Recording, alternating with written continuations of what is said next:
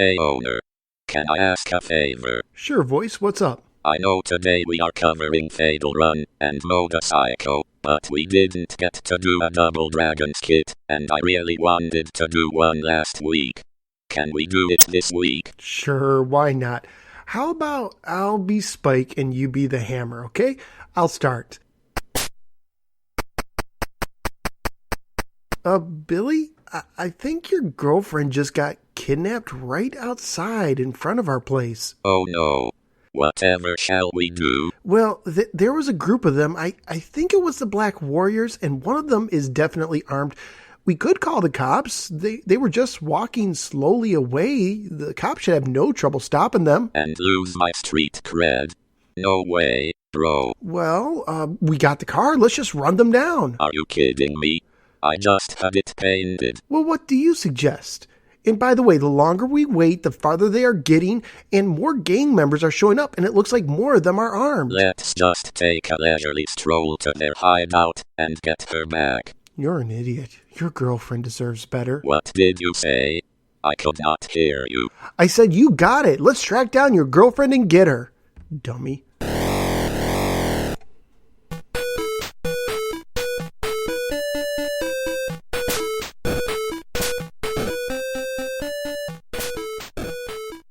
On today's episode of the Atari 7800 Game by Game podcast, we will be covering CX 7852 Motorcycle and CX 7854 Fatal Run.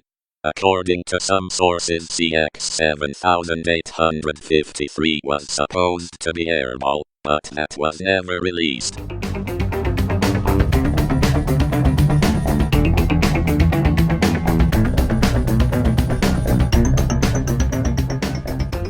Hey guys, welcome to the 7800 Game by Game podcast right here on the Satellite of Pro. My name is Phil and I'll be your host this evening or this morning, depending when you are listening to this. Anyway, you're going to want to stay tuned at the end of this episode because there's going to be some extra content. You see, I accidentally slipped into the future. You see, on the Satellite of Pro, there's this giant exercise hamster wheel. Well, I haven't used it in a while, but I've been, putting on a few pounds. So I decided it was time to go for a quick jog. And somebody has been messing with it because when you jog forward, somehow you go forward in time. And when you go backwards, well, yeah, as you guess, you go backwards in time. So I was taking a little jog, ended up in the future, and found out that at the end of this episode, some extra content was added. It turns out that some late submissions got shoehorned right at the end. So stay tuned for that. I also wanted to give a shout out. I think it's Drac is back at Atari Age. I talked about Tom Sloper last time. Well, Drac actually contacted him on his website, sloperrama.com, and he asked him this following question. He says, "Hi there. I discovered your site listening to the Atari 7800 Game by Game podcast. I was a huge Atari 7800 nut as a kid, and I'd like to think my fascination with the inner workings of Atari Corp and the stuff you worked on helped influence me to get into a career in high tech, where I've been a product manager for about 15 years. Thank you for that. Hope someday you might have a section on unreleased projects you've worked on. Unreleased 7800 games are a bit of a holy grail for Atari fans. Cheers and thanks again." And Tom wrote back and he said, "I checked with my records, and although I was apparently working on many 7800 titles, when Mike Katz fired me from Atari Corp, I only know of two. GATO and an unnamed Bruce Williams game. If you asked me this 29 years ago, I might be able to name more unreleased projects. The problem with GATO was that the developer had no in-house artist, and it wasn't being paid enough to hire one. I tried creating a main game screen for them, but the original game included a circular sonar screen or periscope view, and because the 7800's pixels weren't square, it was difficult to replicate. I used a grid paper created by Western Technologies to try and create the circle, and it wasn't until they implemented what I sent them that I could see that it wasn't circular on the screen. I didn't have time to redo it before I was terminated. Bruce Williams was unhappy about something I'd done, and after he wrote a letter to my boss about it, I was fired. The funny thing was, I advised Bruce to write that letter. Whoa, some serious, interesting drama there. So there we have GATO having trouble getting the circles. And so the 7800's graphics have a squat look to them, so I'm assuming that the pixels in the 7800 are more rectangular than square, and that would make sense. That would make sense why everything looks more squat on the 7800. I'm guessing that might be a byproduct of the Atari 2600, because I remember a lot of dashes, a lot of more rectangular kind of shapes on it, so I'm wondering if that was just a byproduct, because I'm sure square pixels make a difference. So if you ever wondered why graphics on the 7800 look squat, I'm guessing the pixels have a large part to do with it, the shape of them. Also want to give a thank you to, or a shout out to Janitor Sean of the Pie Factory podcast, who was very clever in sneaking a reference of the game which shall never be named here.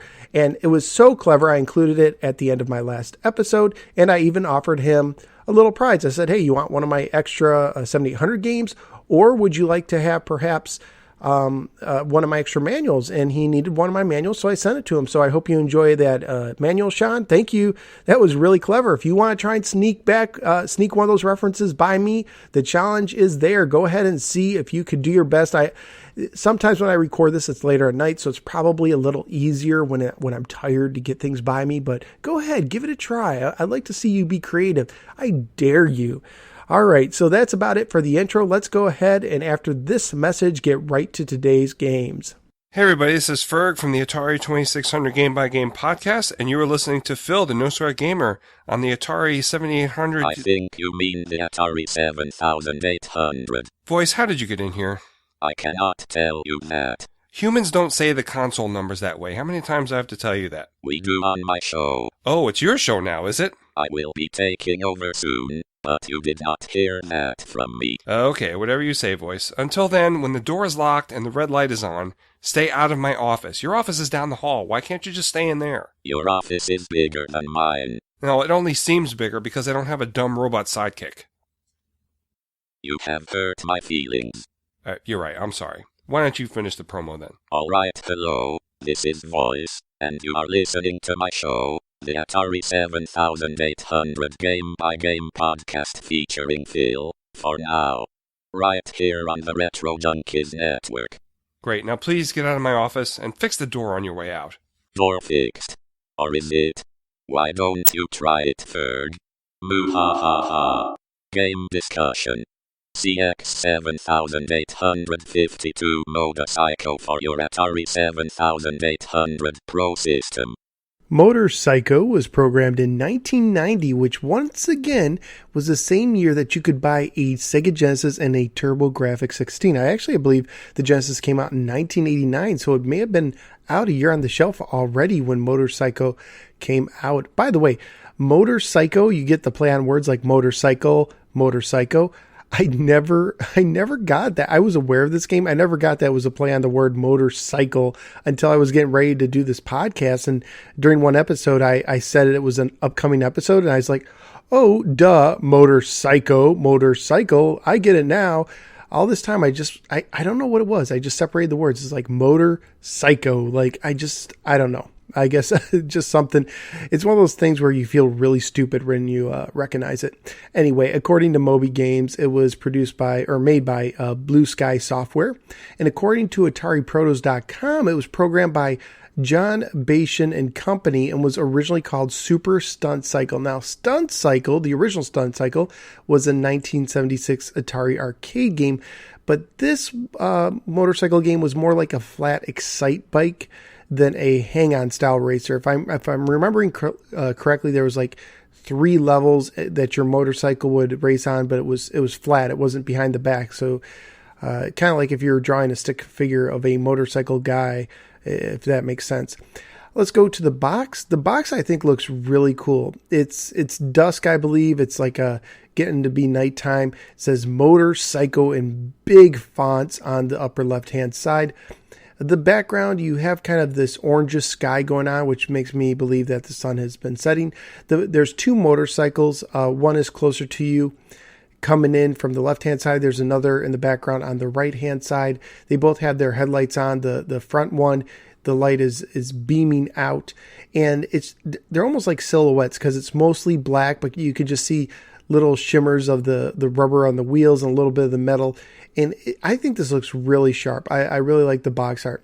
On the back, it says single player action for use with the 7800 system and controllers. And we're seeing a new style for Atari where instead of the screenshots being on the top, they're now on the right-hand side. There's 3 of them, and they don't have any description underneath them. The first screenshot shows you on a green grass background racing, and you're in midair, way up high jumping. The second background, you can see kind of a desert in the background. And the third one, you're racing, you can see an extra bike, and it's another desert background, but a different track. And it says, hang on for your life. It's the ultimate superbike challenge. 4 of the fastest, most dangerous tracks, a pack of tough opponents, and your 200-mile-per-hour machine. Shift gears, accelerate fast, and when you see an obstacle, you can jump clear over trouble. Can you handle the awesome power? Do you have what it takes to beat the Motor Psycho? And we have the 1990 copyright date, and there's really not much else. Usually they had more bullet points. We just have the 2, and this time the bullet points were way up at the top instead of at the bottom. We have a 6-page folded manual. Of course, the cover is just red, white, and a little bit of red version of the box art. The manual says, you finished it at last, and now you are going crazy waiting to test your sleek, hot, fast, customized bike. It absorbs your every waking moment. You dream about it every night. It has become your obsession, and you know just the place to try it out. The annual Motor Psycho, not cycle, competition for deranged, psychopathic, and other unusual biker types is this weekend. Its obstacle-laden course is legendary among motorcycle maniacs. Of course, nobody in their right mind would attempt this course. The die-hard spectators remind you that fan is short for fanatic. Well, you don't see any spectators when you race. They staked out their favorite spots to view the races, and they are waiting for the roar of the revving engines. There's nobody watching when you play. The squeal of the tires, the crunch of the metal. It's your bike against the clock, and your bike is built for speed. Well, that's good. All you need to do is point it in the right direction and go for it. 4 different tracks will separate the veterans from the rookies, or the schizophrenics from the psychotics. Weekend amateurs will eat your dust, but you've got some pretty insane competition from your fellow pros. Some of these, and yeah, it actually says some of these guys look hungry for the sweet taste of victory, but some of them look hungry for the taste of raw meat. All right, so rev her up and let her rip. The winner's circle, or the guy in the clean white coat, awaits. And then it tells you how to do it. And later on, we'll talk about how you can, in the manual, how you can actually adjust your bicycle. So anyway, playing the game. Motorcycle is fast and frenzied motorcycle racing game. The object of the game is to race through any of the 4 motorcycle tracks as quickly as possible while earning the maximum number of points. Use the controller to maneuver your cycle and change gears. To shift to high gear, push the directional control forward or up. To shift to low gear, pull the control back or, press down. Press the right fire button to jump. You cannot brake, so be very careful with those daredevil maneuvers. At the end of the game, your score and the high score are displayed at the top of the screen. Hold down the left fire button to accelerate. Downshift from high to low gear to lower your speed quickly. So that basically is kind of like your brake, or if you're like me, you just let off the accelerator and that also kind of brakes. During play, a control panel displays the following information at the top of the screen. So it shows you this black bar. It shows you your elapsed time. This is starting on the left, going to the right. You have your elapsed time and your speed on the leftmost. Then you have the time remaining, and it counts down like arcade style. And then you have your low or high gear, either says low or high. And then on the right, it will show your score usually, but in the manual, it shows you the straighten and the turn response times. And here's how you adjust those. You can actually adjust this, you can actually adjust this with your system. It says follow these instructions to use the right controller. So to set your motorcycle's response time. So the right controller would be the player 2 controller. Set the A-B switch next to the left controller, so the player 1 controller, to B. B is the position to the right. The control parameters table default with default settings display in place of the score high score box. Now, I think if you start the system and you have it in the B, it won't do this. You have to flip it to A and back to B to do it. Use the right joystick to set the response times. To set the straightened response time, move the right controller up or down until the desired number is displayed. 1 is the slowest response, 25 is the fastest. To set the turn response, move the controller right or left until the desired number is displayed. 1 is the slowest, and this time 12 is the fastest. Straighten time is the length of time it takes your bike to return to an upright position after you turn. Turn response is the length of the time it takes your bike to lean into the turn. So how quickly do you turn and come out? And then return the AB switch to its original setting. The control parameters table is replaced with the high score box. The settings will be in effect until you change them or until your machine is switched off. So you can reset and the settings will be here. So the higher the number, the quicker your bike responds. And I actually found that setting it on the highest works best for me. So if you set it at the very lowest, like you'll go to turn, but you won't see the animation of the turn for a long time and you won't see yourself straighten up for a long time. It's already set pretty high, quickly response, but you can get a little quicker, and I did like it. Now, word to the wise on how to do this, because I was a little confused. You have to do this kind of during gameplay. You start a race, and now I believe, unless there's another way to do it, you start a race, then you flip your difficulty switch, and now you can see it, but you have to use the other controller, but the race is going on. You can actually pause the game and do it. You can do it while the game is paused, but then you have to unpause and redo the switch, and you can hit the reset button to restart the race the way you want it, and it will keep your settings until you power off. So resetting will not do anything. So it took me a while to figure out how to do that. So I'd recommend using that method. Start a race, pause, set it the way you want it, unpause, and then reset the game. Strategy: use the downshifting to decrease speed quickly on sharp turns. Different straightening and return response time settings work best on different tracks. To save wear and tear on your thumb, I can't believe this is in the manual. To save wear and tear on your thumb, strap a rubber band around the joystick button that controls acceleration for long play sessions. It seriously tells you to put a rubber band over the joystick button. Why not just say duct tape it down? That is insane. I can't believe they put that. That's like...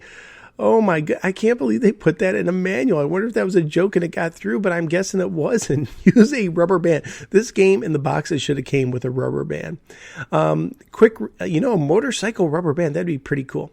A quick reaction and joystick moves can help you maneuver your way through other bikes on the track. Scoring. Racers receive points for each section of the track completed. Each track section is about 2 inches long on the screen. Well, I guess it depends on what size screen, right? If the racer is on the ground, he will receive 1 point for each section of track. 2 points are awarded for each section when the racer is in the air. Hitting the ramp at a high enough speed will cause the bike to jump. Speed to cause the bike to jump is worth 1,000 points. Jumping over an obstacle results in additional points if the racer doesn't hit the object and returns to the ground without crashing. And there are some cones in some of the roads that they don't destroy you, but maybe they cause you speed. You hear like a thud if you hit them, but you can jump over them for some points. Object. So this is the points you get for who you jump over. You get 3,000 points if you jump over another bike. 2,000 points if you jump over the arrow sign on the corner, which is kind of ridiculous. You'd have to be kind of off the road to do that. 1,500 points for a road and 500 points for jumping over a ramp. When the game ends, player receives 1,000 points for every enemy passed during the race and 5,000 points for every second of unused playtime. This manual is terrible. I'm sorry. It leaves out a lot. Rubber band. Okay, let me tell you this too. When you hit, it's like pole position too. When you hit somebody, you blow up, and it takes a long time to get back to where the bike appears on the screen. It's almost like 10 seconds. It's crazy how long it takes. And there's some people who I think we'll hear later think that, it goes on forever. It doesn't. The 4 different stages do not go on forever. I believe they're 5 laps each, because it will tell you final lap, and if you make it to the final lap, it just stops. There's no award screen there, so you have these 4 laps you can go through. They increase with difficulty, just like pole position 2, except they don't have names like pole position 2. And 5 laps is what you're trying to do, but no matter what, the game will end, and it ends the same way, adding up your score. Really, this is pole position motorcycle pole position. Really, the Psycho really doesn't have a whole lot to do with the game, and it's just amazing how fragile your bike is. You bump into a guy and you blow up. Even if in other games like a road rash, you'd bump into them, they'd just be like, oh, you might lose some speed. Here, you blow up instantaneously. When you start the game, graphically speaking, you have a nice title screen that says motorcycle and a guy leaning into a turn. Reminds me a lot of a hang-on type game. You have 4 tracks at the track selection screen. Now, one thing nice about this track selection screen is it's slanted, so it's almost like they're 3D, and you can actually see the mountains and the hills. One is very basic, reminds me very much of the first track on Pole Position 2. 2, it looks like it takes place in a red desert. It has a few more loops to it. 3 it's very circular. It's like a big giant circle. It's in another desert. This is more of a sand colored desert. There is water in the middle of this track. Not that you're going to go into it. It's really wavy. There's not a lot of straightaways. And then 4 is the killer track. It's has lots of hairpin turns, lots of winding, lots of mountains. So 4 is just like Pole Position 2. It's the toughest one on the thing. The levels themselves, I think the when you get the levels, you have just like Pole Position 2. Well, I don't know if Pole Position 2 does it have the not stoplight, but the racing light. You have 3 red and then the green to go at the top of the screen. It usually starts you near the front. There is no time trial to start. Your bike looks really good. I think the motorcycles in this game look excellent. They remind me a lot of Road Rash on the Sega Genesis. I mean, obviously not as good, but they look really good. They're large. Your character is large. The problem is the road is very narrow for the game. It really doesn't have a lot of real estate, so there's not a lot of room to maneuver around other bikes. Thankfully, the bikes are slender, but still. So in the first level, you'll see some mountains and a little city in the background, and then you have just bland kind of green. Other rounds, you'll have various mountains, maybe a little bit of water in the water stage, and it looks the how you say it? The terrain surrounding the track is very bland. You do have a few posts here and there, but nothing special. And unlike Pole Position 2, the track goes up and down. So sometimes the horizon will dip and you won't see anything on the horizon depending on your elevation. And other times you'll see it. And there's some clouds scrolling through too. I actually think some of the backgrounds, I forget if it's a Suzaki track, but in Pole Position 2, there's like one that had a Ferris wheel and stuff like that. I actually like that a little bit more than this game. The backgrounds to me are kind of bland. They're kind of fuzzy on purpose to give you kind of a distance feel, but I don't know. The grass has no texture. The sand has no texture. Again, the bikes look great. The road looks okay. The other stuff, to me, doesn't do much. Music and sounds. Well, during the game itself, you're just going to hear the engine a lot. Again, kind of similar to Pole Position, but the sound effects are a little bit different. So you expect to hear a lot of humming. There is no really background music. When the game starts, the opening theme to me was it seemed just out of tune, and it was almost so bad it was good. I don't know. It's so hard for me to explain. Obviously, I think a lot of people are just not going to like it, but I kind of ended up liking it just because it was so bad. I thought it was kind of good. Maybe you disagree with me. Why don't you listen and think and let me know what you think of the music in Motor Psycho.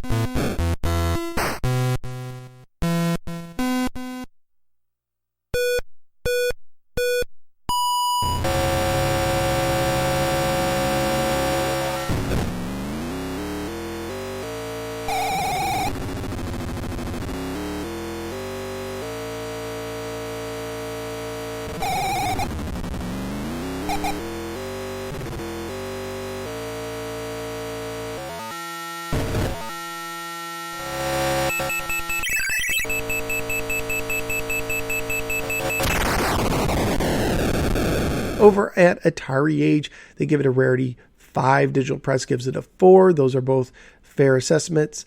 Let's see. As far as the Atari Age external reviews go, we have 3 of them. High of 75%, low of 50. Quite a spread for an average of 63%. The High Score Club motorcycle on track 1, Mord, got 914,791 points. Track 2, Aftermath, got 886,891 points. In track 4, Aftermath got 1,246,116 points. On eBay, I didn't find any loose that sold, and I saw one buy it now. The last time I checked for $45, and that was it. This game does not show up a lot. I think lately I may have seen some just recently pop up that when I was taking my notes I didn't see. Seems like lately there have been a lot of 7,800 games that all of a sudden popped up. I don't know what the deal is with that. Maybe, I don't know if it's like people looking for Christmas money or what, but I've seen some rare titles. So if you're looking for something rare, go surf the bay for some good Atari 7800 goodness.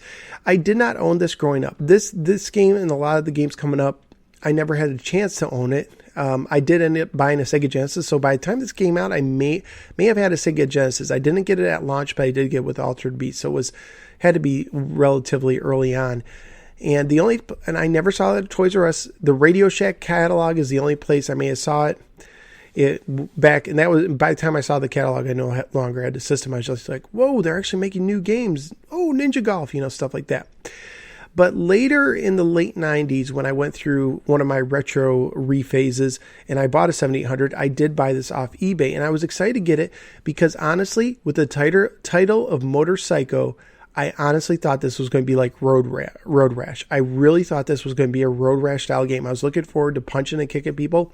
And when I played it, I got disappointed because there is none of that. And if you bump into someone, you explode. So the jumping mechanic was cool, but that kind of part of it turned me off. So my first impressions were not that great. What's up, guys? Nick Stevens here from the Genesis Gems Podcast. And you are listening to the Atari 7800 Game by Game Podcast. For more on the Genesis Gems Podcast, head on over to www.genesisgemspodcast.com. Catch you later. Fatal Run. With some part number no one cares about on a system you should already know. Don't tell Phil I said that. Hush up. He is coming back. Just act normal. Fatal Run was programmed in 1990 by Sculptured Software. It was also released on the 2600, but I believe that was only in the UK. Or in PAL formats, so maybe Australia. I do not believe it was released, the 2600 version, in the United States until some of the flashback units and the compilations came out. So you can play Fatal Run, the 2600 version, on that. And I'm sure Ferg will be talking about that way down the line on his podcast. Let's talk about the box. The box, very cool. You have these cars that remind me of like Lamborghini posters that you would see in the 80s. The Lamborghini posters were everywhere in these kind of prototype cars, and usually they were red. On the box, you have a blue car coming at you with like this black glass dome over the whole top of it with two machine guns coming out of the front, and nice, just completely circular, spherical hubcaps. And behind it in the background is another car. It's green. It has a slightly... Is that a McFarlane? I'm not really good with sport cars, but it's another one of these cars that, again, it's 80s kids school locker poster, especially elementary school and middle school. And you have flames all around you. You can barely see the road. There's a lot of cracks everywhere. There's fire coming up from the ground. There's fire blowing up to each side. You can see oil in the road as well, and explosions. Way in the back, you could see a city that looked like it got hit by just severe artillery from some military force. At the very top, it says Fatal Run, kind of a 3D font. It's kind of a greenish color. And you have all this kind of smoky clouds in the background. And I didn't notice this until I looked really close. And if you look to the right, above some of the explosions and underneath the run and Fatal Run, you could see a grim Reaper in the clouds, kind of holding a sickle, even though you can't see the top of it. It just looks like he's holding a staff, and you can't see his face because, it's just like black. So very kind of cool touch there, at least in my opinion. The back, we're back to the traditional style of boxes where you have the two screenshots at the top. It says Drive for Your Life. The first screenshot shows the what do you call it? It's in between stages. It's where you buy stuff from the shop. So you have the shopkeeper, and there's your guy pointing towards the wall, what he wants to buy, all the things on the wall, and another guy and a picture of your car at the bottom. And when I first saw the screenshot, I honestly thought that there might be missions where you're on foot, or there's some parts where you actually walk around, and there's not. It's a more of a static screen where you control a cursor. The second shot is a poorly chosen shot. It shows your car an explosion coming behind it, like it's having like just exhaust backfire, really. And you could see multiple color mountains in the background, and there's nothing in front of you. And this game has can have lots of enemies, but in this screenshot, they chose not to show it. The year is 2089. A collision with a comet has left the Earth reeling from radiation poisoning. There's little hope for humanity's survival. It's up to you to rescue the few remaining people. You must leave the protective fortress Albagon and deliver the newly developed radiation vaccine to the survivors. Your journey will not be an easy one. Nefarious henchmen are waiting to knock you off and steal the vaccine to ensure that they will survive to rule the planet. Because, as you know, in any post-apocalyptic world, you immediately have the good people who can't fight for themselves, and then the bad guys who dress up like a cross between the Road Warriors from wrestling and punk rockers from the 80s. And they're the tough ones. They have everything. Replenish your weapons, armor, and fuel in the cities. There are survivors to sell you, if there are any survivors, to sell you supplies. You must find the rocket poised to launch a satellite that can nullify the effects of the cosmic accident that turned the world upside down. If you're sharp enough to learn the secret code words and live long enough to use them, you can launch the rocket and save the world. Good luck. Humanity is in your hands. We have an 8-page stapled manual. Once again, the cover is just your black, white, and a little bit of red rendition of the box art. Drive for your life. The year is 2089. A collision with, at least it's one of these things where it's still in the future. How many games is like in the future in the year 2005, and you're like, well, that's already passed, But anyway, the year is 2089. A collision with a comet has left the Earth reeling from radiation poisoning. There's little hope for humanity's survival. It's up to you to help the few remaining people. You must leave the protective. Well, this is just the same thing as the back. How lazy is this? The exact same thing. Okay, great. I am not going to read that again because that was on the back of the box. That was lazy. Fatal Run is a challenging futuristic adventure that demands nerves of steel and Grand Prix driving skills. Following steps listed below to start the game, and it tells you how to start it up. And at the title screen, you can choose a password selection screen, and we'll talk about passwords probably in a little bit later. Let's see, level codes are shown after every fourth run. Each level has several runs. You may wish to remember these codes to begin play at a specific level later. To enhance the play, the following optional game controls allow you to pause or restart the game. If you want to press pause. You can select or reset to go back to the title screen. The object of the game is to drive through all 32 levels and release a life-saving satellite. Along the way, you must distribute the radiation vaccine throughout the major cities while collecting pieces of launch code. If you complete the code in all the levels, your satellite launches, you win the game. So I think the passwords are supposed to be the launch codes, but don't worry, it's not like at the end of the game, it's like, okay, please insert the 8 launch codes. No, if you get to the end of the game just automatically ends. There's really not much to it. It's almost anticlimactic because all you have to do is make it to the end of the last level. No boss fight, nothing unusual. There might be a few more enemy drivers on the road, but if you get to the end of the level, you're good. The satellite launches, doesn't ask for code or anything. Use the controller to maneuver your vehicle. Move the direction control forward to accelerate and back to brake. So up to go faster, down to slow down. Move the directional, and there is no brake in this game, except for, the buttons. There's no brake button, you just press down. And there's no high or low gear either. Move the directional controller left or right to move the car in that direction. When the directional controller is in the center position, the car will remain at the current speed. To survive, you must use sophisticated weapons to destroy your enemy. You begin with a machine gun and buy more powerful weapons along the way. Press the left fire button to use the currently selected weapon. Press the right button to select a new weapon from your arsenal. And on your on your little display, you'll see when you press that button, it'll highlight a different weapon. It's really tiny, but you get used to it. The status display at the bottom of the screen gives you the information you need to plan your strategy and complete your run. The status display shows your current score and the speed at which your car is traveling. In addition, you can see the status of your car's engines, tires, and armor, and the number of shots you have left, and the amount of fuel remaining in your car. And the shots, when it comes to machine guns, you can't really, the machine gun weapon, it counts down kind of weird. Like they'll say 9 and you'll just shoot a bunch of shots. You don't see any little dots leaving or anything. And after a while it says, okay, now you have 8. So it's like, I guess they're supposed to be like magazine clips or something. I don't know, but it's kind of hard to get a feel for when you're going to run out. You receive points for using items and destroying enemies. You also receive bonus points for reaching each city quickly.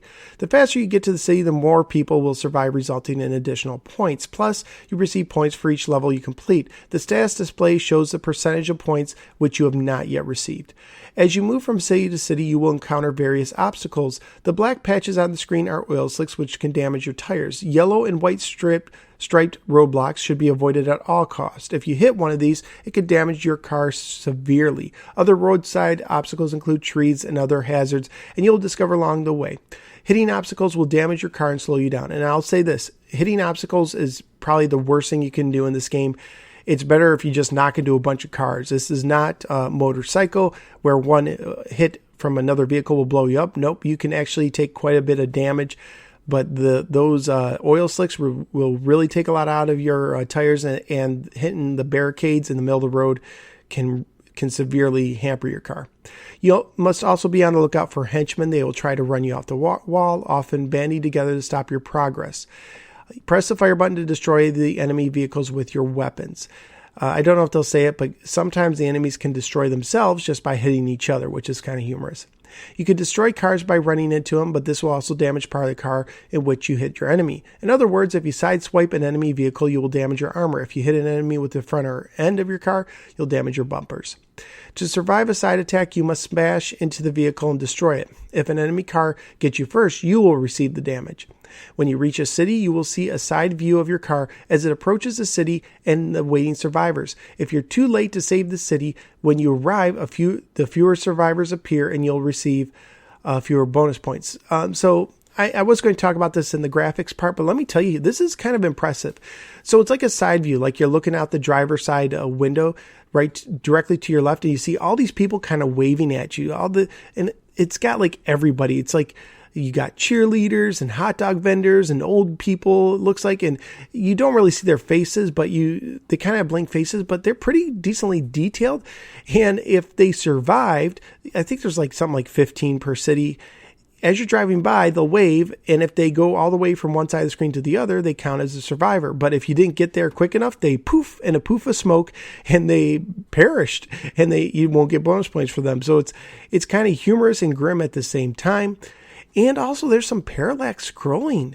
You see like the telephone poles, they go at different times. They separate, and it's really impressive to see parallax scrolling on an 8-bit system, to be honest with you. After saving the world, especially the 7800, because I can't think of a lot of games that show parallax scrolling like that. After saving the world and completing the game, if you wish to begin a new game, you must, I skipped the thing. If you arrive safely at the rocket base, the rocket will launch, world-saving satellite, you'll win the game. I don't know how a satellite can nullify the effects, but somehow it does. After saving the world, completing the game, if you wish to begin a new game, you must press the reset button. Shops, you can buy parts or repair or upgrade your car. Upgrading is very important. As you reach higher levels, the enemies get tougher and demands on your vehicles increase. Display the shop screen to access the complete list of items for sale. So when you arrive to a city, every four rounds, you can go to the shop. Actually, no. You go to the shop after every round, all 32 rounds. That's the password, that's every 4. Each city's shop is divided into 2 sections, repairs on the lower side of the screen and items for sale on the upper. And the items for sale are on the wall, so you can only buy what you see on the wall. When you enter a shop, repairs display a diagram of your car at the bottom. You use the controller to move your cursor from one section of your car to another. When it moves over a section, that section is highlighted. The statistics for that section is displayed. The amount of damage sustained from the parts needed for the repair and the cost of each repair. Refer to the following list for repairs. So tire repair is $30. And by the way, the way I figure it, I don't think it says in the manual, is that it'll say a percentage, and the tires can be individual tires, like all 3 tires. Like I was just playing a game and 3 of my tires were 100%, but 1 tire was down to nothing.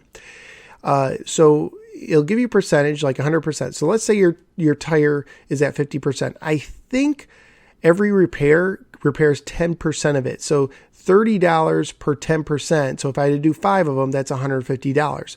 There are also items you can buy. And if you buy the items, it completely replaces that. So if you buy tires, it'll completely replace it. And sometimes if you do the math, it's better just to buy the new bumper or the new engine, and it'll upgrade your car slightly.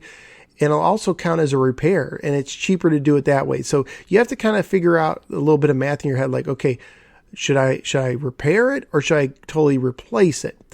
And also the bottom screen, the car where your cursor goes over, it's very sensitive. Sometimes it can be tricky to touch every little area of the car because there's 2 cars, one that shows it from the front, one from the back, and you really have to just kind of hover your cursor all over to see what's damaged and what needs to be replaced. I would always recommend buying enough fuel, filling up on fuel right away, and then looking at if there's anything severely, especially like your engine or general damage. So $40 for tires. $30 for tires, $40 for bumpers. Let's see. I'm not going to read the description. I think they're self-explanatory. $50 for brakes, $50 for side armor.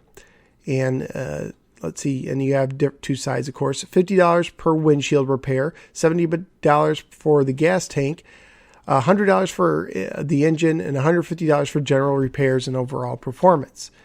And you have the various items for sale. I won't go through them, but as you can imagine, like, the tires will improve your traction. The bumpers, you upgrade them, you can take more damage from the front. Same with the side armor. The brakes will help you when you have curves and stuff like that. The windshield will lower wind resistance and increase your gas mileage. The gas tank, if you get a new one, it'll improve your gas mileage. The engine will increase your acceleration. And yeah, that's the thing. So the items for sale is up there. It's at the wall, and you just hover over to see what's there. Weapons.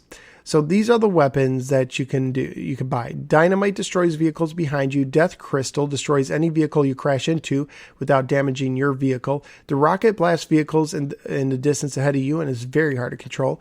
The oil slows down vehicles behind you, and they'll also get some damage. The guns shoot in front of you, but you have to basically be really close. It can be very hard because when you're shooting your guns, and this was the weapon I use the most, there's nothing to show you if it's effective or not. So I think basically they have to be right in front of you to be very effective. Shields will protect you from collisions for 5 to 10 seconds. Nitro will increase your acceleration and gas mileage, and smoke decreases the speed of the cars following you. So smoke and oils for enemies behind you, and the rest are more or less for guys in front of you.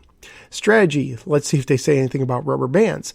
Don't waste your money buying items you don't need. Duh. You might need it for future repairs or upgrades. Get to cities as quickly as possible. Your main mission is to rescue survivors. By the way, I don't think I ever got to a city where I rescued everybody. Use the right weapon at the right time. Thank you. It won't do you any good to fire a rocket when there's someone behind you. Write down the codes at each level. That way, if you won't have to replay the levels you already finished. Scoring. You score points for using specific weapons and destroying vehicles with specific weapons.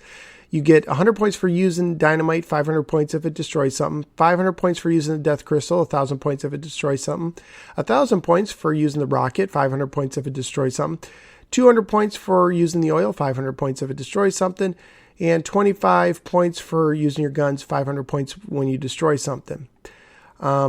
You will also receive points for using your shield, nitro, and smoke.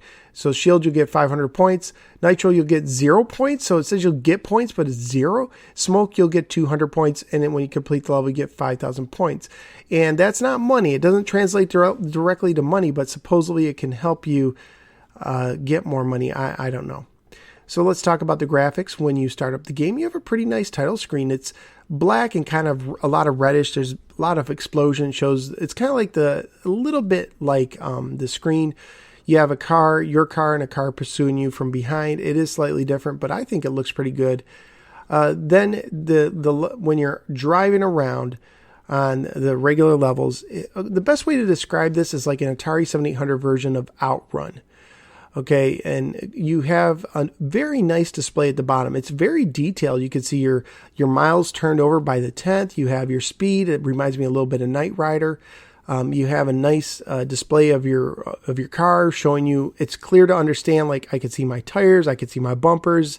Green means they're good, red means they're bad. You have a damage meter and a fuel meter, and then all the way at the right hand side, you have all your weapons that you scroll through. And also in the middle, there is kind of a bit of a radar showing you what's coming up ahead with different colors signifying different things. I believe red is enemies. I think blue is power-ups. There's you could get these little spheres, kind of like Road Blasters. I think Road Blasters had spheres, and they could be anything from extra fuel to extra tires or something. It's just, you don't know until you run over them. But I think the brown ones are like obstacles that you want to avoid at all costs. So using the fuel can be very helpful. And I already talked about the side and the inventory screen. The inventory screen, I think the shop screen does look kind of nice. I kind of like it. And I think they do alter it from city to city slightly. You can see the guy just looks like a bartender, like, hey, what do you want? And you're just pointing up and trying to buy your stuff. Music and sounds, I actually think I really like the music. It goes on for quite a bit. The sounds are okay. It does have a percussion kind of thing going on in the background. I wouldn't call it no melodies. It's just kind of some percussion, but it does cut in and out with the sound. So why don't you take a listen and see what you think?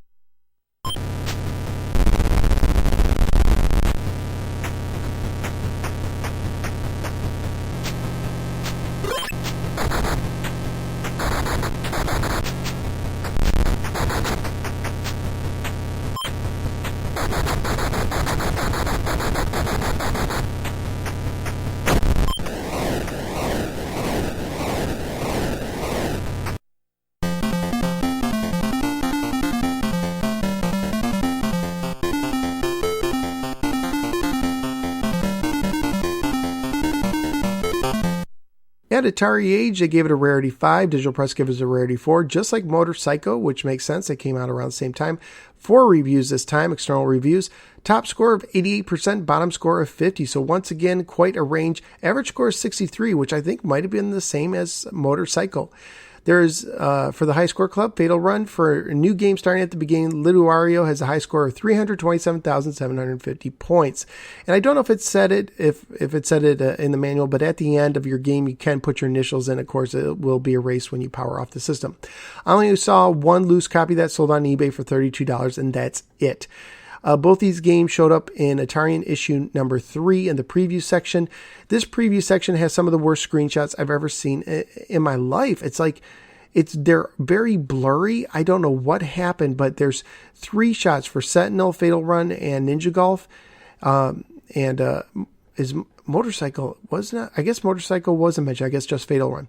But they're all really blurry. And the screenshot for Fatal Run is not the 7800 version. I believe it's the 2600 version, just looking by it. But yeah, if you ever see this, very, very blurry. It's like focus. I guess maybe at this time they knew that the magazine was ending and that was going to be that. All right. Well, there you go. The gameplay of Fatal Run, like I said, something I want to say about the graphics, sorry for not saying this sooner, is the track can be weird, the way it kind of snakes in the background or way in the distance. Sometimes it doesn't line up right. And the enemy cars, there's a lot of variety of cars and enemies, and I like that. And I think your car looks pretty good too. I think it looks pretty good. Like I said, it reminds me of reminds me of Rad Racer on the NES. Did I say Outrun? Rad Racer, a little bit of Outrun, but Rad Racer on the NES. And you have a nice variety of cars. They change their colors. You have some motorcyclists. So the cars look good, but the backgrounds, once again, kind of like Motorcycle, didn't really do much for me. And it's weird because your car's I think, if I'm remembering right, even when you kind of go to left or right, it doesn't really change its animation. So you just see the back. Same thing with the other cars. You just see the backs of them. You don't see them turning at all. And they really can go side to side really quickly. When you leave the road, it affects your speed greatly, but it seems like they have free reign. They can go left to right from side to side on the screen over grass or back on the asphalt. Now, the levels do vary. So you'll have desert style levels and the grass style levels. And as you approach the cities, usually about 6 miles in, reminds me of Road Rash. If anyone's familiar with Road Rash, when the mileage marker hits a certain part, you approach the finish line. You could see the cities popping up in the background, some buildings in the background. It does look better than Motorcycle for sure. It does look better, and overall the presentation is better than Motorcycle as well. But it's just really weird how the enemies go side to side. It reminds me of these old mechanical handheld games where you had like a little steering wheel and you control a car that's going side to side, and there'd be like this background that would just roll with the game that you're just trying to move your car side to side and avoid it or stop. This game, when I played it, reminded me a bit of that. It kind of takes away from the enjoyment of the game, just the way it plays. You don't really feel like you're in total control. So anyway, that's Fatal Run. That's our games. Let's go on right after this break to listener feedback. Edlatin Controllers. Play the games the way they were meant to be played. Go to edlatin.com for more details. Your wish is my command. Listener feedback. When can we get some robot feedback? Just wait, humans, until 2084.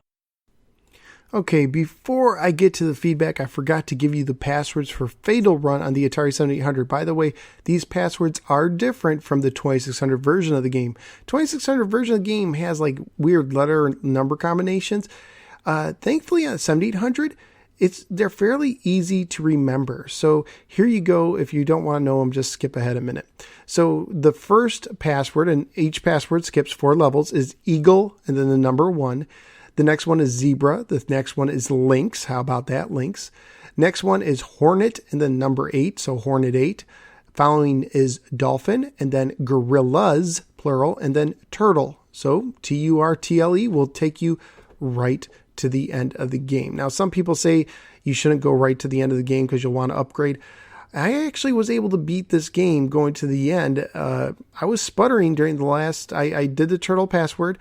And by the time, so you had to go through 4 cities to do this. The first city I did okay. By the second city, I was running low on funds and I only had a few weapons. The third and the fourth cities, I was basically playing avoid the other guys and just get there in one piece instead of as fast as I can. And that did win me the game. So you can kind of play just avoid them. And if you're lucky, you could get there. It took me several tries to accomplish, but it didn't feel like that much of a challenge, to be honest with you. Now, if I was going for a high score, I would have had to do something different. Okay, let's see. I asked over at Atari Age in the forums under the 7800 part for people to rate the games. I use a system of 4 choices. The best rating you can give a game is Hall of Fame. This is for a top 5 game on the 7800 of the originally released games. Then comes Solid. Then comes meh, doesn't really do much for you. Then a trash game, which would be a bottom 5 game on the system. And as always, you can always send in feedback to Atari 7800 podcast at AOL.com. So Save 2600 says 2 very bland games in his opinion. Without hesitation, both get a meh from me. Motorcycle should have been more like Road Rash, and Fatal Run should have been a lot more fun than it is, but it isn't. I think I totally agree with you. Since reacquiring and rebuilding the 7800 collection focused on actually playing and enjoying versus just collecting, I haven't once considered adding these back.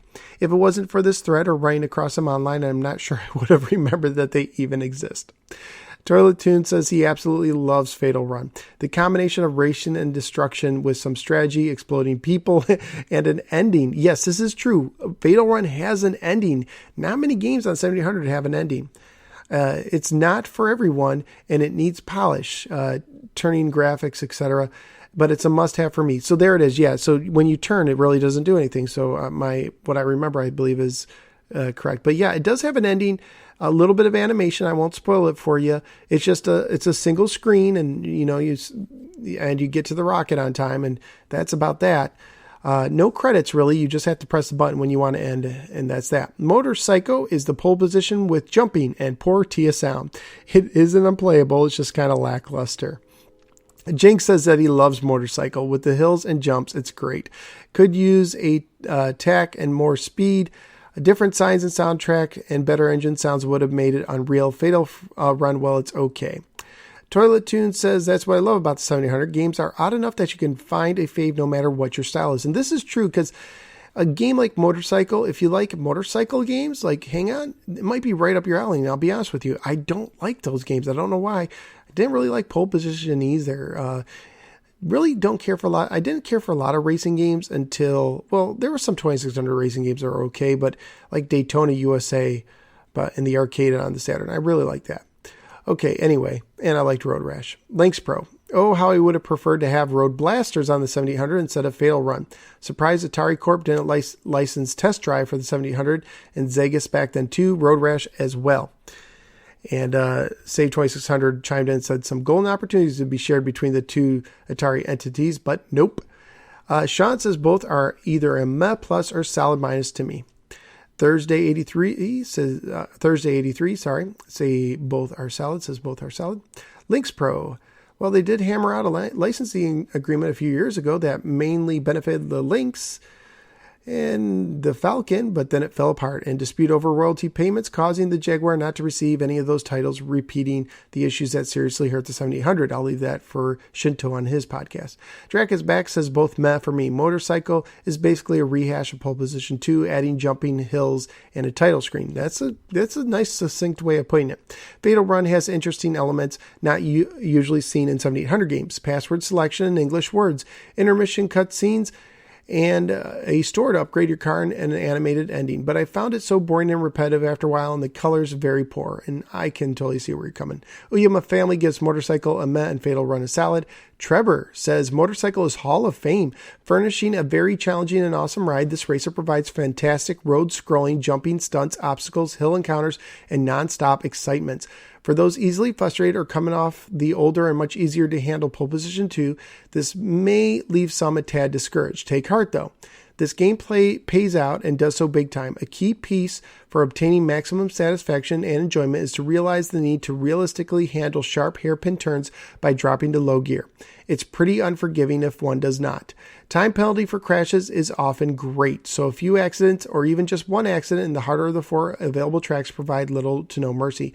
Nonetheless, an individual may find themselves relishing the challenge with relentless methods of pushing their gaming abilities and limits. This is one to beat and experience with its large racer sprites and phenomenal racing thrills. Fatal Run is meh. The drab color palette while driving in this game appropriately emphasizes the overall drab gameplay experience the majority of the time while engaging this title behind the wheel. It is quite boring and mundane. Mundane. Did I pronounce it right? I'm sorry, guys. I know I pronounced some things wrong. Part of it's my accent, part of it just the way I am. It practically drives the player to crash their vehicle just to spruce up the challenge and break up the monotony. While not scraping the bottom of the barrel, it is hard to see this release as anything better than mediocre. And that was the feedback on this side. These two games I did not expect a lot of feedback on, and it's kind of panned out that way.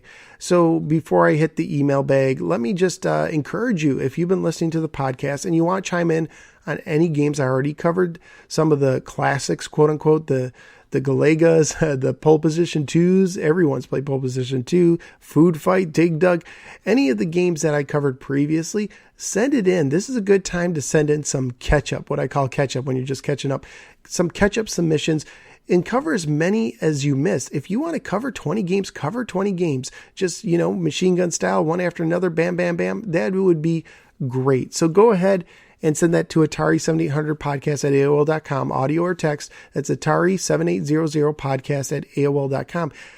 That would be just great to hear because we're getting closer to the end of the library and I want to hear your stories before it's too late. So send that in, make that your New Year's resolution. I'm going to send in my stories. I'm not going to just wait anymore.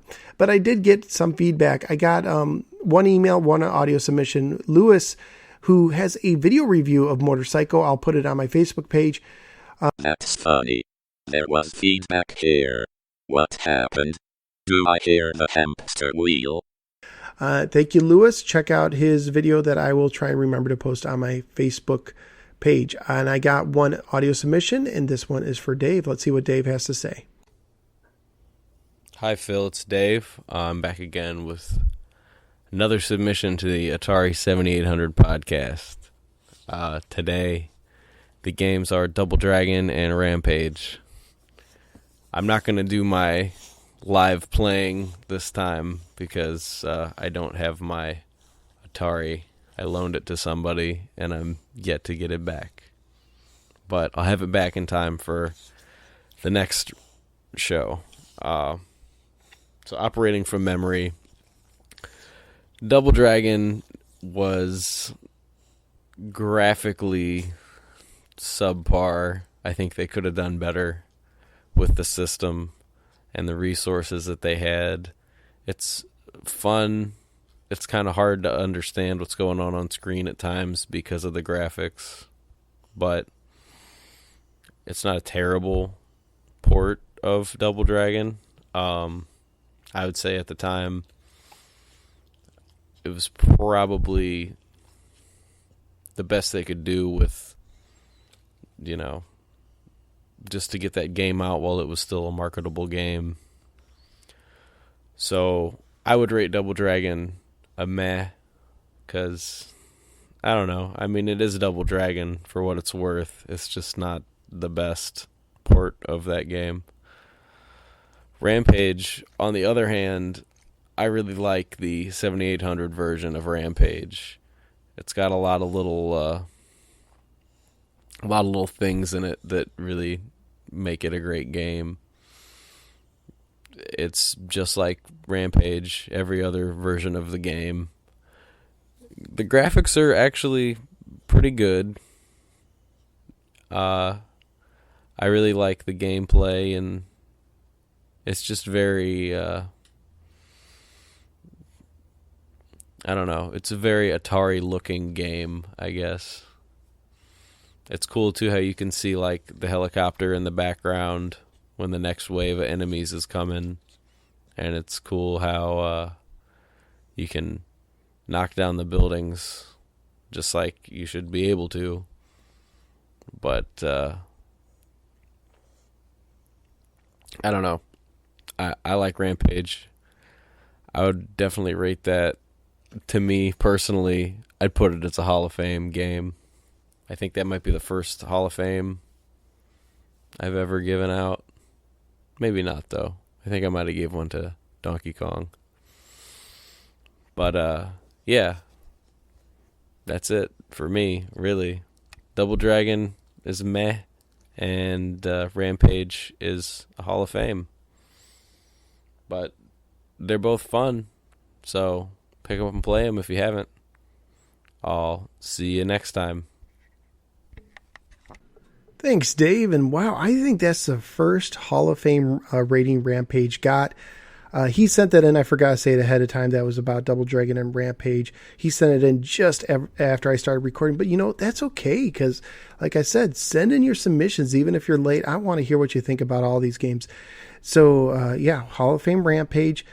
Your point about Double Dragon probably being the best they can do. Kevin kind of, supports that theory when he says that he looked at the code and they filled up every ounce of memory that they had. Like they had the boulder in there that they could have used, but there was just no more memory to use. So they stuffed it full with the chip that they used. And my guess is they had a deadline. It did come out late. They had a deadline, and this is after it's already been out on the NES and the Sega Master System. You can't invest too much money in it because it's a 7800. You're probably not going to get a lot back.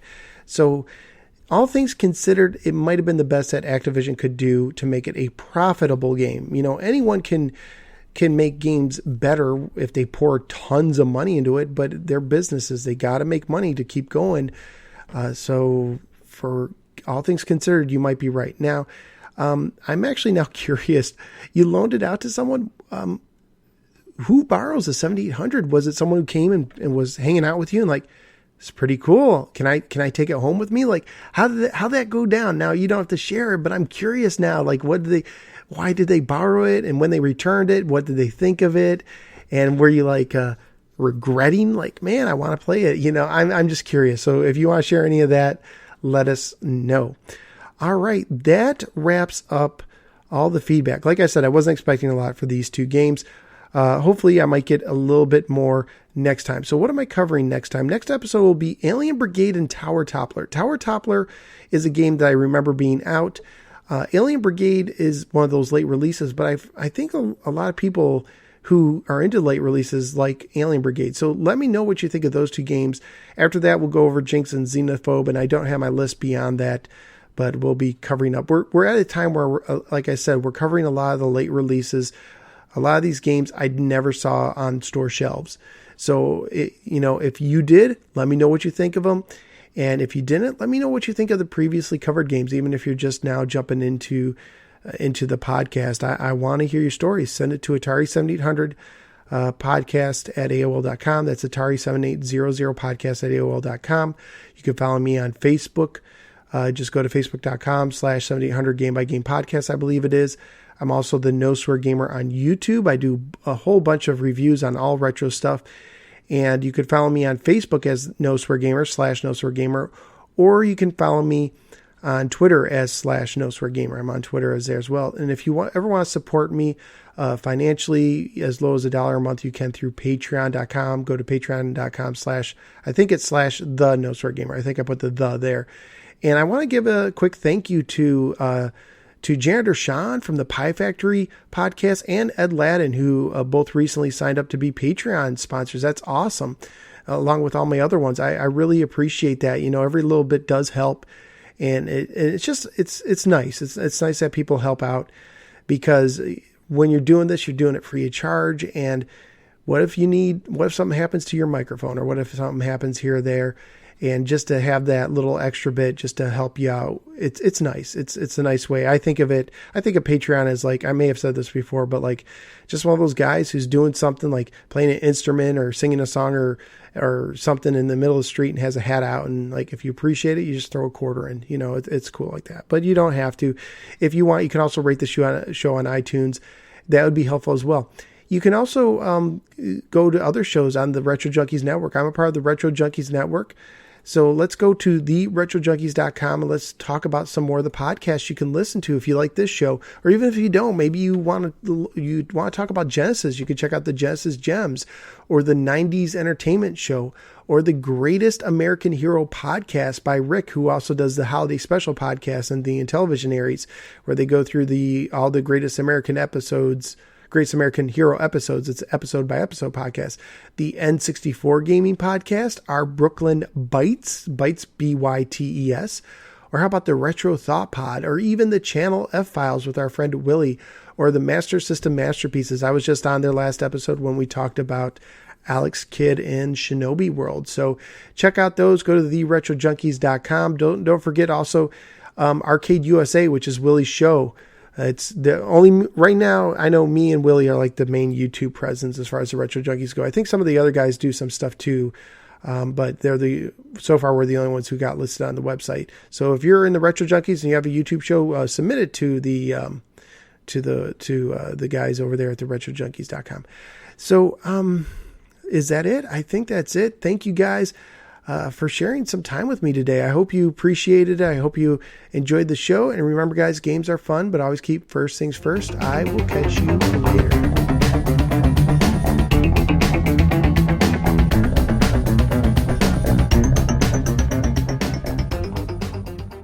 Another episode in the book. But you are not done yet. What do you mean? You forgot to rate the games. So I did. Okay. Well, you know what? I noticed since I finished recording that, it looks like we got some extra feedback. Let's just go ahead and fit that in here. We got some more feedback on Atari Age. I got another listener submission, audio submission. Actually, I think I got 2 of them. So let's go ahead and see what additions have been made at Atari Age. Let's see. Soul Blazer. Greg from the SNES podcast chimed in. Motorcycle, a very late 7800 game. I was curious to see what the programmers could wring out of the old girl by this point in its lifetime. The only motorcycle racing game for the system. By the way, why are systems always called girl and never guy? Just curious. I like the detailed title screen and the fact that you have 4 courses to pick from. Gameplay reminds me strongly of a cross between pole position and hang on. The music and sounds of the game are terrible. If there was ever a game that needed a pokey chip, oh boy, was this it. I had to hit mute within a matter of seconds. Controls are simple enough, but it takes a while to get the hang of playing well.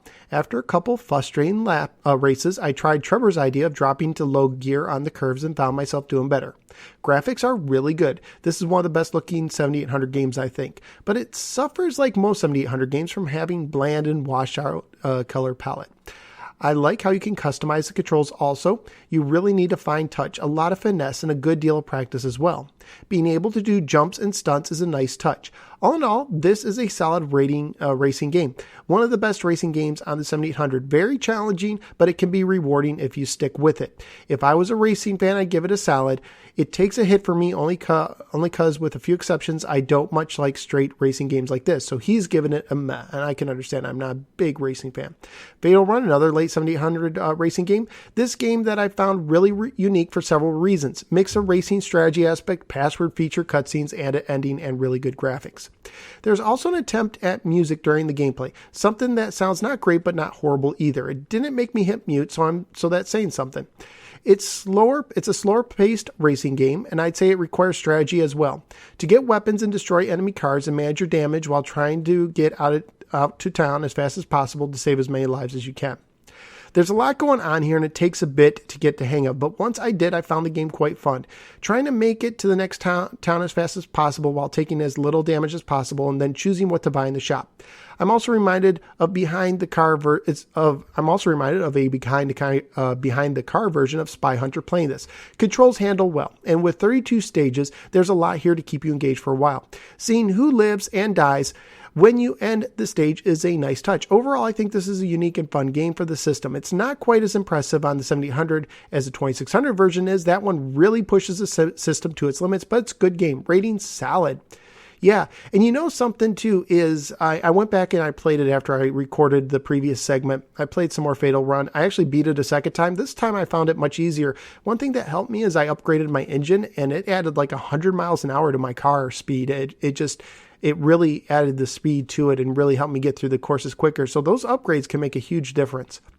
Gambler172 says both salads for me. The ratings of these games are starting to go up. Drac is back, says, oh man, I loved Road Blasters as a kid, referencing something Link's Pro said earlier. Retro Gamer 81081 says, Fatal Run, solid game. Fatal Run is a pole position that meets Road Blasters. A fun game overall as you blow other vehicles up and making it to the next city in the allotted time limit to save the people there. Negatives is it's hard to see oncoming vehicles and staying on the road. Grade B. Motorcycle, borderline meh to salad. Motorcycle is not a motorcycle combat racing game. It's like pole position and hang on. The turns are a bit tricky to maneuver and you need to change gears to make the curves. The graphics are okay. The sound seems a bit glitchy. Grade C. So I guess that's like a salad and, well, he said salad and meh to salad and he gave it a grade. So yeah, there you go. That's Atari Age. Now, I got a couple late audio submissions. First one is from Lewis, who already wrote in about his basically his love for motorcycle, but he wanted to do some speaking as well. And I always encourage that. I think it's great to get audio submissions because you could just hear the passion. You can kind of hear the emotion behind decisions. Even if you're saying the same thing, it can add something to it. So, Lewis, the floor is yours. Hi, Phil. This is Lewis from the Cool and Unusual Games channel over on YouTube. Wow, Motorcycle. This is seriously one of the best things on the 7800. There's a lot of negativity about this one online with people saying it's just a glorified pole position, but I think if you spend some time with it, you'll see there's a bit more there. I think personally that it trounces the pole position 2 pack-in. The courses are very well designed with all kinds of hills and valleys, and each have a distinct feel. You know, this is the part with the zigzags, or this is the enormous ramp followed by a curve. At a time when most racers were an endless parade of similar corners, this really is a triumph. Keep in mind, too, that almost no racers made for home had hills in them at all. If they did, they were often just animated and they weren't very flexible. This one has hills that'll fling your bike into the air if you take them at too high of speed. You can even jump over other bikes. The game demands a lot of the player, too, with close attention and careful gear shifting needed to beat the courses. Remember to downshift in and accelerate out. Then we've got the graphics. Graphically, the game looks almost like a 16-bit console game. The bike sprites are huge and full of details, like the animation on the tailpipes when you shift gears. Motorcycle is also very replayable given the scoring system that rewards stunts, passing bikes, and unused time. I suppose it's a lot like Pole Position 2 in this respect, though I really like how replayable that is. One thing I should mention is that the controls are fully customizable in-game in case you're finding the tilting or straightening speeds too slow or too fast. If I do have a gripe about Motorcycle, is that the fourth course is ridiculously hard. I even watched the Oyama family replay. I don't think he actually manages to complete 2 laps on it. Seriously, has anyone actually completed this one?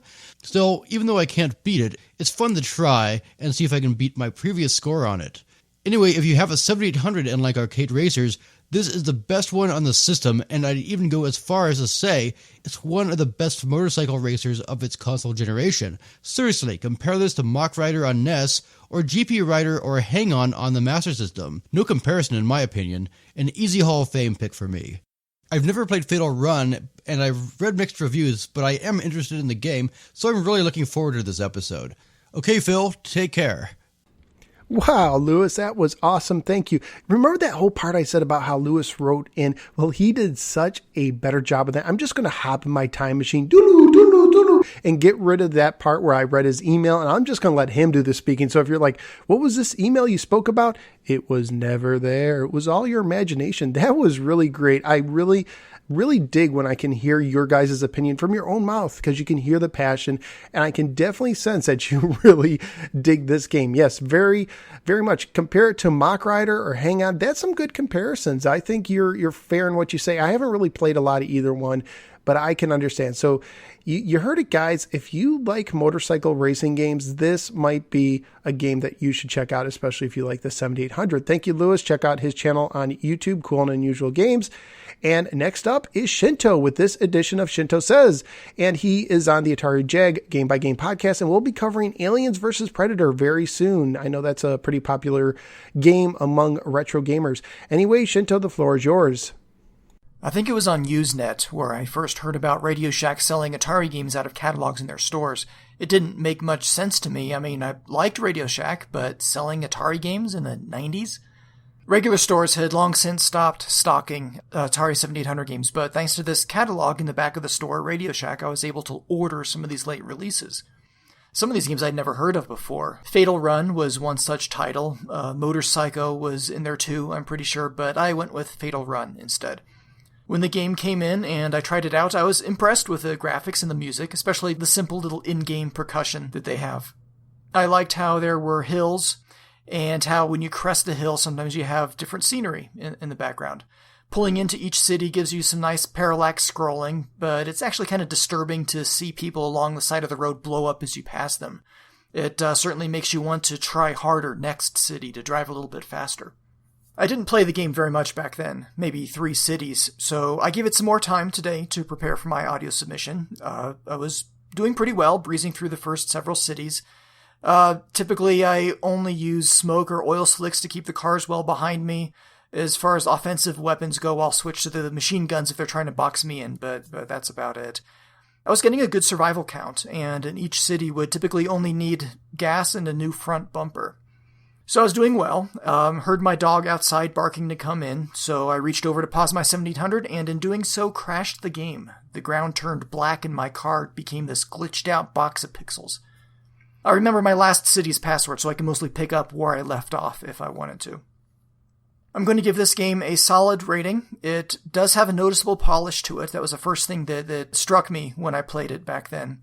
I read that there are 32 cities in the game, so I wonder how often the scenery will repeat as you hit all 32.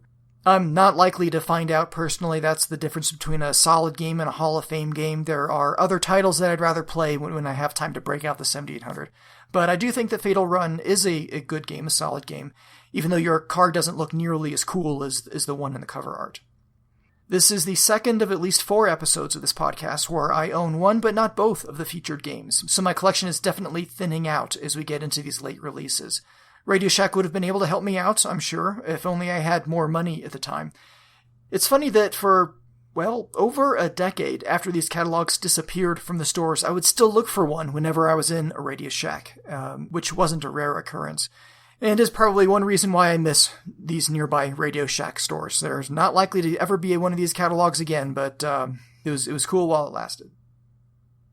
The Radio Shack catalog. I think it would be awesome if somebody scanned those old pages. I don't know if it's out there. I haven't seen it. If you know of that, let me know. But I agree with you. I've done that myself. Years afterwards, I would still check out the Radio Shack catalogs in the back just to see if there was another page of Atari goodness there. By the way, you reminded me, just you writing in, he put on my Facebook page for Double Dragon that he didn't remember him and his brother having to face each other at the end of Double Dragon on the 7800. So it sounds like in the 7800 version of the game, if both players win, they both win. Who does the girl kiss? I wonder. Again, not something that I'm going to find out anytime soon, but if anyone knows more details, like if both players win the game, does the girl just kiss Billy and the other guy just stand there going, hey, I helped you, way to go? I don't know. But yeah, as far as the scenery, I played a little bit. I played around with the passwords. I'm not going to, I understand your solid Hall of Fame difference. I'm not going to go through all 32 cities, but I did notice different backgrounds. Nothing great. Basically, it's like the grass changes colors, various like red and like a desert orangish or green. And sometimes, and as you go on, some new enemies come up, but the background, to me, it didn't seem like that big of a difference. But I did notice it sounds like the music when you ride to the city and you're seeing all the people poof in a poof of smoke blow up, as you say, that the music changes a little bit depending on the city. It's kind of interesting. I don't know if it's dependent on how quickly you get there. Like if you get there slowly, the music changes, or if it's just every certain city has a certain kind of tune to it. I'm wondering if it's just because you get there slower. Anyway, thank you, Shinto, very much. Be sure to check out his podcast. And let's see, nothing from Ferg. That's okay. We got Fergbot. Hey, Fergbot, what did you think of today's games? I love this game. I love that game. All right. And so by the way, I posted on my Facebook page, I recorded me getting to the end of Fatal Run. If you just want to see the ending, spoiler alert, I put a video on my Facebook page, or you can find it on my No Swear Gamer page, or you could just go to YouTube and search for Fatal Run ending and it should pop up. Like I said earlier, not a big motorcycle guy, and because of that, I'm going to give Motorcycle meh. And while I appreciate a lot of things of Fatal Run, the password has an ending, it just felt very monotonous to me. It's like once I played one level, I felt like I played them all, even though they did add some new stuff to it. And there was just, like I said, at the end, there's times where I could just avoid the enemies. I think what would have helped it is if it added some bosses, kind of like Chase HQ. Maybe before you get to the password, you have to face one boss where you have to take him out. That might have been cool. Tighten up the controls, give the turn some more animations. I looked, there is some turning animation when you're like skidding, but not a lot. So you just add some polish to it. Could have made it a solid game and maybe even better, but I'm going to give that a meh as well. It looks like the kind of the ratings as far as everybody's concerned is kind of like it wavers, especially Motorcycle, because we had everything from meh to Hall of Fame. Like Lewis just gushes about it. Other people are like, doesn't really do anything for me. So I'm going to say overall, we kind of give it a solid, but it's a contested salad. So it's only like, if you like motorcycle games, try it out. But if not, you might want to back off. And the rating for Fatal Run also kind of rose up to kind of into solid territory. It seems like people were just impressed with all the stuff they added, like the passwords, the ending and stuff. And there is some good stuff in that game. So if it looks interesting to you and you come across it for a decent price, I would check it out. I wouldn't go out of my way for it, but I would check it out. All right. So that's it, guys. That's the episode. We're done. I already did the first ending. I'm not going to do the quote again, and I'm not going to do anything silly. So that's it. Good night. I'll see you guys later.